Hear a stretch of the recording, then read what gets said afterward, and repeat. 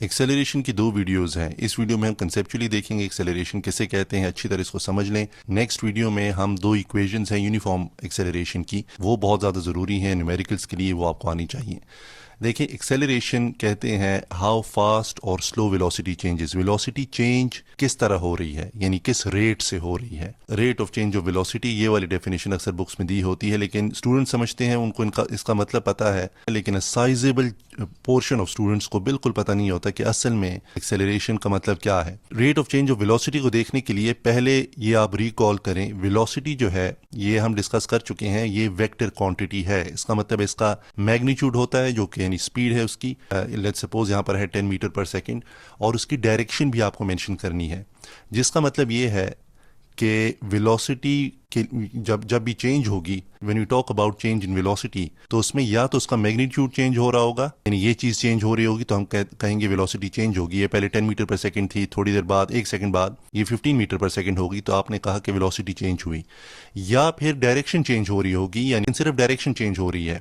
और ये आपको बात अजीब लगेगी, लेकिन लेट्स सपोज एक कार है और वो एक सर्कल में मूव कर रही है, स्पीड उसकी वही है, यानी जो मैग्नीट्यूड है वेलोसिटी का वो वही है 10 मीटर पर सेकंड, तो 10 मीटर पर सेकंड से ये मूव कर रही है, लेकिन इसकी डायरेक्शन चूंकि बदल रही है at every instant, at every, ये जब ये बेंड आता है जाहिर है इसकी डायरेक्शन हर इंस्टेंट पे बदल रही है ना सर्कल में, तो हम कह रहे हैं कि वेलोसिटी इज चेंजिंग। ठीक है, ये चीज आपको बिल्कुल क्लियर होनी चाहिए। Rate of change of velocity, change of velocity मैंने आपको बता दिया, तो बस आप ये चीज याद रखें, व्हेन एवर वेलोसिटी चेंजेस तो एक्सेलरेशन होती है, यानी जब भी वेलोसिटी चेंज हो उसका रेट हम कहते हैं कि वो एक्सेलरेशन है, किस हिसाब से वो चेंज हुई है। जाहिर है, देखें आप जब कहते हैं rate of change of velocity, तो रेट ऑफ चेंज तो तभी पॉसिबल है ना जब चेंज हो, तो इसका मतलब है जब भी वेलोसिटी चेंज होगी तो the body in motion is accelerating, और उसका जो रेट ऑफ चेंज है वो एक्सेलरेशन है। अब इसमें यानी सिंपली आप ये मैं आपको बताता हूं कि ये सर्कल में जो मूव होती है स्पीड एक ही है, तो एक्सेलरेट कैसे कर रही है, लेकिन उससे पहले मैग्नीट्यूड को देख लेते हैं। जब मैग्नीट्यूड चेंज होता है तो वही जो हम पिछली वीडियोस में करते आए हैं, 0 सेकंड पे 0 वेलोसिटी है, लेट्स सपोज 1 सेकंड गुजरा तो वेलोसिटी जो थी वो 10 मीटर पर सेकंड हुई, 10 ये मीटर पर सेकंड है, राइट, और ये 1 सेकंड है, और 2 सेकंड्स हुए, यानी दूसरे 1 सेकंड के बाद 2 सेकंड तक वेलोसिटी जो थी वो 15 मीटर पर सेकंड पे आ गई, चेंज उसमें आया। ठीक है, पहले 10 थी अब 15, और तीसरे पे 20 हो गई, एंड सो फोर्थ, ये इंक्रीज हो रही है, या इवन आप कह सकते हैं कि डिक्रीज हो रही है। 20 पे थी पहले सेकंड बाद, फिर 15 हो गई, और फिर 10 हो गई। अब जब ये हो रहा है तो इसका मतलब क्या है, यहाँ पर आपने एक्सेलरेटर पे पाँव रखा हुआ है, एक्सेलरेट हो रही है बॉडी, और जब ये हो रहा है तो आपने ब्रेक पे पाँव रखा हुआ है, नेगेटिव एक्सेलरेशन हो रही है, जिसको डिसेलरेशन कहते हैं। अब यूनिफॉर्म और नॉन यूनिफॉर्म एक्सेलरेशन अभी हम डिस्कस करते हैं, लेकिन इससे पहले एक चीज़ जो इधर ये दूसरी जो इसका जो दूसरा कंपोनेंट है डायरेक्शन, आप कहेंगे एक बॉडी मूव कर रही है सर्कल्स में, तो उसकी मैं यानी आप कह रहे हैं, आप मुझसे कहेंगे कि आप कह रहे हैं कि उसका मैग्नीट्यूड जो है वो वही है, 10 मीटर पर सेकंड की स्पीड से चेंज वो मूव कर रही है, लेकिन डायरेक्शन बदल रही है तो वो एक्सेलरेट कर रही है। यानी ये आपको बहुत अजीब सी लगती है ना, लेकिन आप गौर करें, जब बॉडी सर्कल में मूव करती है तो आप एक फोर्स फील करते हैं अपने ऊपर, ठीक है ना।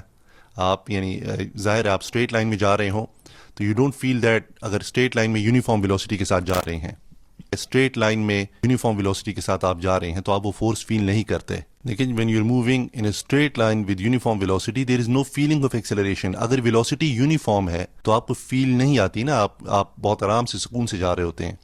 लेकिन जब सर्कल्स में आप मूव कर रहे हो, even though you are moving उसी वेलोसिटी से होगी, लेकिन आप फील करेंगे कि एक फोर्स है वो आप पर एक्ट कर रही है, वो असल में you feel that force because of centripetal acceleration, जो कि हम इधर पढ़ेंगे नहीं कैसे हम कैलकुलेट करते हैं।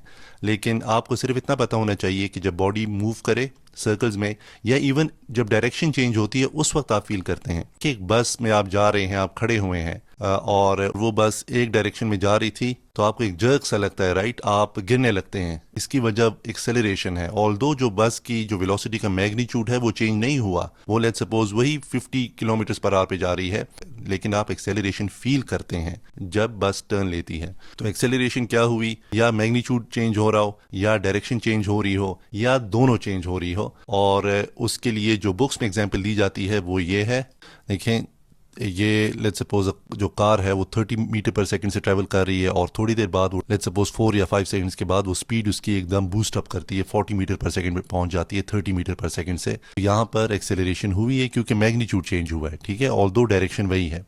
यहाँ पर देखें डायरेक्शन चेंज हुई है, मैग्नीट्यूड वो है, तो ये चेंज इन डायरेक्शन है, ये चेंज इन स्पीड है, ये चेंज इन डायरेक्शन है और ये change in speed plus direction है। इधर डायरेक्शन चेंज हुई है, 30 मीटर पर सेकंड मैग्नीट्यूड था, एकदम कार जो है उसने राइट की तरफ स्वर्व किया है, मुड़ी है राइट की तरफ, तो आपको एक्सेलरेशन फील होगी, ऑल्दो जो स्पीड का मैग्नीट्यूड है वो बदला नहीं है, ये वेलोसिटी का जो मैग्नीट्यूड है वो बदला नहीं है। यहाँ पर स्पीड और डायरेक्शन दोनों चेंज हो रहे हैं, तो आप जो कार है वो डायरेक्शन भी चेंज कर रही है, लेकिन साथ साथ जो मैग्नीट्यूड है स्पीड का वो भी बदल रहा है। ये क्लियर हो गया, तो अब आते हैं सबसे शायद इंपॉर्टेंट टॉपिक की तरफ, यूनिफॉर्म और नॉन यूनिफॉर्म एक्सेलरेशन। या एक्सेलरेशन के अंदर जो चीज़ आपको कंफ्यूज करती है आप तौर पे वो यही है कि यूनिफॉर्म और नॉन यूनिफॉर्म एक्सेलरेशन किसे कहते हैं। यूनिफॉर्म एक्सेलरेशन असल में क्या है, ये रेट ऑफ चेंज है। 5 मीटर पर सेकेंड चेंज आई है 1 सेकेंड में, तो हम कहते हैं 5 मीटर पर सेकेंड, पर का मतलब मैं आपको बता चूँगा डिवाइडेड बाय सेकेंड पर सेकेंड। अब आपके पास अगर इस तरह हो कि 2/4/2 हो, तो इसको आप किस तरह लिख सकते हैं, इसको आप यूँ लिखेंगे 2/4 इंटू 1/2। ये और ये इक्विवेलेंट एक्सप्रेशंस हैं, बिल्कुल इन दोनों में किसी किस्म का कोई फ़र्क नहीं है। इसी तरह यहाँ पर 5 मीटर पर सेकेंड है, तो उसको आप यूँ लिख सकते हैं 5 मीटर पर सेकेंड इंटू 1/2। अगर आप कंफ्यूज हो रहे हैं दोबारा से उसको गौर से देखें और अपने जो ब्रेन है उसको प्रेशराइज करें तो आपको समझ आना शुरू हो जाएगी। ये है 5 मीटर्स और ये यूनिट्स उसी तरह मल्टीप्लाई होते हैं जिस तरह नंबर्स होते हैं, एस इंटू एस स्क्वायर हो जाएगा, तो 5 मीटर पर सेकेंड स्क्वायर इसकी एक्सेलरेशन है, यानी जो यूनिट है वो है मीटर पर सेकेंड स्क्वायर। ये आपने भूलना नहीं है, आपने याद रखना है। अब आ जाए uniform and non uniform acceleration की तरफ। सिंपल सी बात है, अगर rate of change of velocity थे ना, रेट ऑफ चेंज है, rate of change of velocity खुद rate of change of displacement है। तो अगर जो रेट ऑफ चेंज है वो कांस्टेंट है तो वेलोसिटी यूनिफॉर्म रहेगी।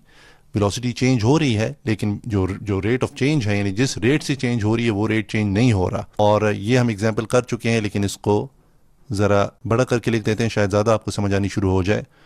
ये टाइम है और ये वेलोसिटी है, 0 पे 0 थी, ज़ाहिर है 1 सेकंड गुजरा तो आपकी 10 मीटर पर सेकंड स्क्वायर थी वेलोसिटी, दूसरे सेकंड पे 20 मीटर पर सेकंड हो गई, तीसरे पे 30 हो गई, चौथे पे 40 हो गई। अब इसका जो रेट ऑफ चेंज है वो क्या है, 0 to 1 क्या है, वो है 10, ये रेट ऑफ चेंज है इसका। फिर 10 से 20 दूसरे सेकंड में, वही कांस्टेंट रेट ऑफ चेंज है। देखिए वेलोसिटी इंक्रीज हो रही है, ये आपने जहन में रखना है, वेलोसिटी इज इंक्रीजिंग, लेकिन it is increasing at a constant rate. ऐसी एक्सेलरेशन को हम ये कहते हैं कि ये है यूनिफॉर्म एक्सेलरेशन। अगर जिस रेट से वेलोसिटी चेंज हो रही है वो कांस्टेंट ना हो, मसलन 1 सेकंड के बाद, ये मैं इधर वेलोसिटी ही लिखूंगा, 1 सेकंड के बाद यानी 10 मीटर पर सेकंड स्क्वायर हुई पर सेकंड हुई, और उसके बाद लेट्स सपोज 15 मीटर्स पर सेकंड हुई, ठीक, जो पहली इंक्रीज है वो ये आई। तो देखें पहले जो 0 से यहाँ तक चेंज थी वो कितनी थी, वो 10 थी, अब 5 हो गई चेंज। अब उसके बाद लेट्स सपोज के 17 हो गई, ठीक है, और फिर लेट्स सपोज के इवन कम हो गई, सिर्फ 2 हो गई, और फिर ज़्यादा हो गई, तो लेट्स सपोज यहाँ पर 25 हो गई, 8 आई चेंज। देखिए चेंजेस कितनी आ रही हैं, ये देखिए यहाँ पे 10 है, 0 से यहाँ पर 5 है, दूसरे सेकंड पे फिर उसके बाद कितनी 2 है, फिर 8 है। तो ये नॉन यूनिफॉर्म एक्सेलरेशन है, क्योंकि रेट ऑफ चेंज जो है वो नॉन यूनिफॉर्म है, यूनिफॉर्मली चेंज नहीं हो रहा, तो this is non uniform acceleration.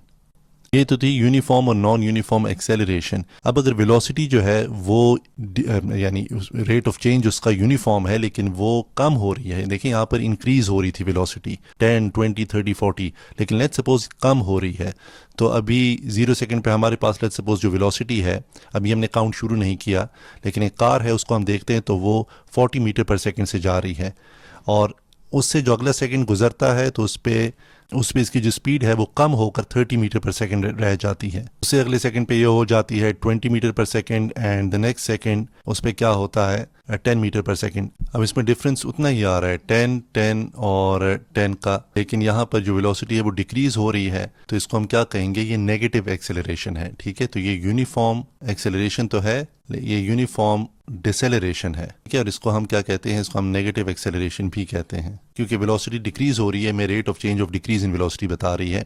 इसी तरह अगर वेलोसिटी डिक्रीज हो रही है लेकिन उसकी जो डिक्रीज है वो नॉन यूनिफॉर्म है। देखें, पहला सेकंड गुजरा तो 40 से वो लेट्स सपोज 30 पे आ गई, तो 10 मीटर पर सेकंड का चेंज आया 1 सेकंड के अंदर, और उसके बाद लेट्स सपोज वो 12 पे आ गई। ठीक है, उसके बाद वो आ जाती है 10 पे। तो ये जो रेट ऑफ चेंज है ये क्या है, ये हैफ हैजर्ड है, ये यूनिफॉर्म नहीं है। पहले भी क्या था, 10 था, फिर एकदम गिर के वो यानी क्या हो गया, यहाँ पर 18 का डिफरेंस आया, फिर 2 का आ गया। तो ये यूनिफॉर्म डिक्रीज नहीं है, इसीलिए इसको हम कहेंगे नॉन यूनिफॉर्म डिसेलरेशन, या इसको हम ये भी कहेंगे कि नेगेटिव एक्सेलरेशन है। बस मैं ए लिख देता हूँ। अच्छा, ये तो आपकी हो गई एक्सेलरेशन की कंसेप्चुअल अंडरस्टैंडिंग। इसका जो फॉर्मूला है यूनिफॉर्म एक्सेलरेशन का और उसकी जो 2 इक्वेशंस हैं वो बहुत ज़्यादा इंपॉर्टेंट है, न्यूमेरिकल्स के लिए आपको आनी चाहिए। इस वीडियो में बहरहाल आपको जो बेसिक बातें थी वो पता चल गई, आपको यूनिट पता चल गया कि उसमें स्क्वायर क्यों आता है, मीटर पर सेकंड स्क्वायर इसका यूनिट है।